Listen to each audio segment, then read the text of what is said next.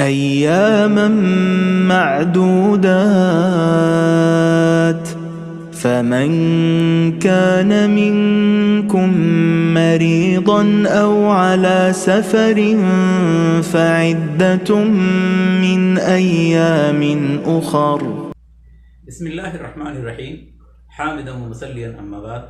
محترم ناظرین، رمضان اور روزے کی 10 باتوں کا تیسرا حلقہ لے کر آپ کی خدمت میں حاضر ہوں. امید ہے کہ یہ حلقہ بھی کافی مفید ثابت ہوگا انشاءاللہ. اس حلقے میں معذور افراد کے روزوں سے متعلق 10 باتیں ہوں گی انشاءاللہ، یعنی وہ افراد جن کو رمضان میں روزہ نہ رکھنے کی رخصت دی گئی ہے اور وہ افراد جن پر روزہ رکھنا حرام ہے.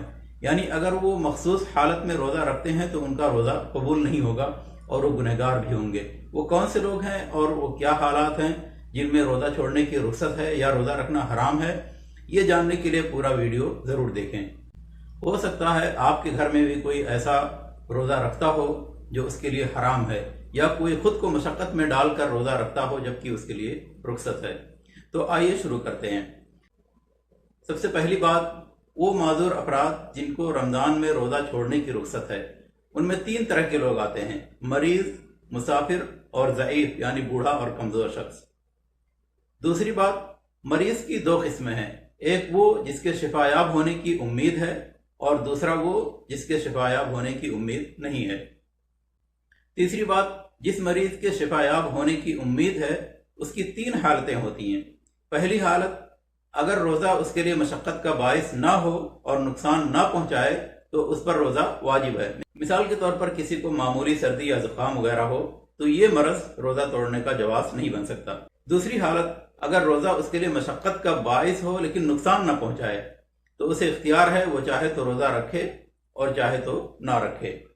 تیسری حالت، اگر روزہ اس کے لیے نقصان دہ ہو تو اسے روزہ چھوڑ دینا واجب ہے اور روزہ رکھنا اس کے لیے حرام ہے، کیونکہ خود کو ہلاکت میں ڈالنا شریعت میں حرام ہے. چوتھی بات، وہ مریض جس کے شفا یاب ہونے کی امید نہ ہو، جیسے کینسر کا مریض یا کوئی دیگر مریض جس کے شفا یاب ہونے کی امید نہیں ہے، تو اس پر روزہ واجب نہیں، لیکن اس پر ہر دن کے بدلے ایک مسکین کو کھانا کھلانا واجب ہے. اسی طرح ہر وہ شخص جو مستقل طور پر روزہ رکھنے سے عاجز ہو، جیسے بوڑھا یا کمزور شخص جس کی طاقت ختم ہو چکی ہو، تو ایسے لوگوں پر روزہ واجب نہیں رہ جاتا ہے، بلکہ ہر دن کے بدلے ایک مسکین کو کھانا کھلانا واجب ہوتا ہے. اس کی دلیل اللہ تعالیٰ کا یہ فرمان ہے: وَعَلَى الَّذِينَ يُطِيقُونَهُ فِدْيَةٌ طَعَامُ مِسْكِينٍ. اور جنہیں روزہ رکھنے میں مشقت اٹھانی پڑتی ہو وہ بطور فدیہ ہر روز ایک مسکین کو کھانا کھلا دیا کریں. 5ویں بات، کھانا کھلانے کا طریقہ کیا ہے؟ کھانا کھلانے کے 2 طریقے ہیں. یا تو وہ کھانا تیار کرے اور جتنے دنوں کے روزے چھوڑے ہیں اتنے مساکین کو بلا کر کھانا کھلا دے.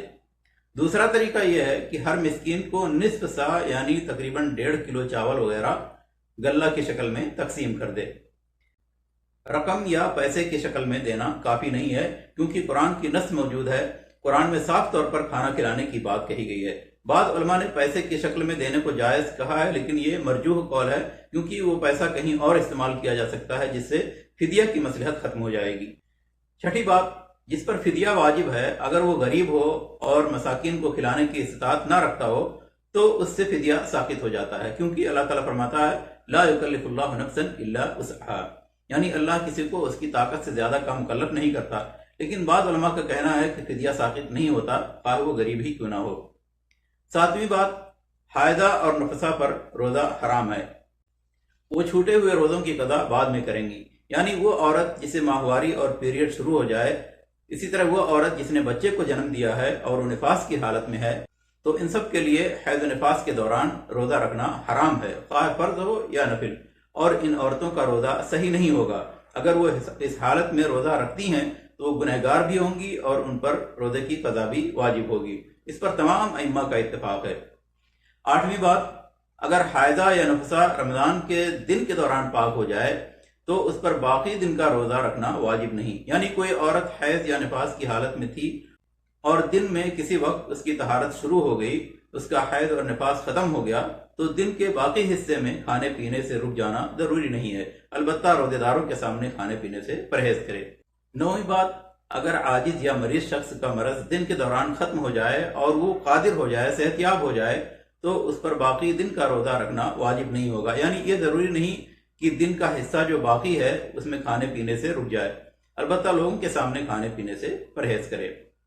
10ویں بات، اگر حائضہ یا نفسہ فجر سے پہلے پاک ہو جاتی ہے تو اس پر روزہ واجب ہوگا، کیونکہ روزہ کا وقت شروع ہونے سے پہلے وہ پاک ہو گئی اور فرض روزہ کی نیت کا وقت بھی اسے مل گیا۔